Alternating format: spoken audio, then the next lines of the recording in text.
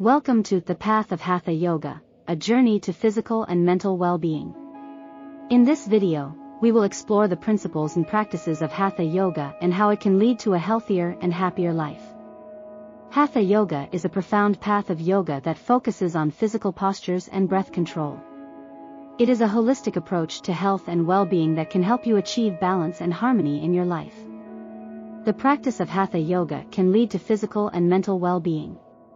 It can help you improve your flexibility, strength, and balance, as well as reduce stress and anxiety. To practice Hatha Yoga, you don't need any special equipment or clothing. All you need is a quiet and peaceful space where you can focus on your breath and movement. It is important to approach Hatha Yoga with patience and compassion towards yourself. Don't push yourself too hard and listen to your body's needs.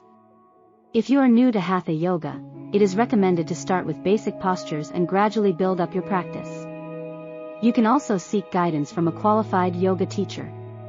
In conclusion, Hatha Yoga is a powerful tool for achieving physical and mental well-being. By practicing Hatha Yoga, you can improve your overall health, reduce stress and anxiety, and find inner peace and harmony.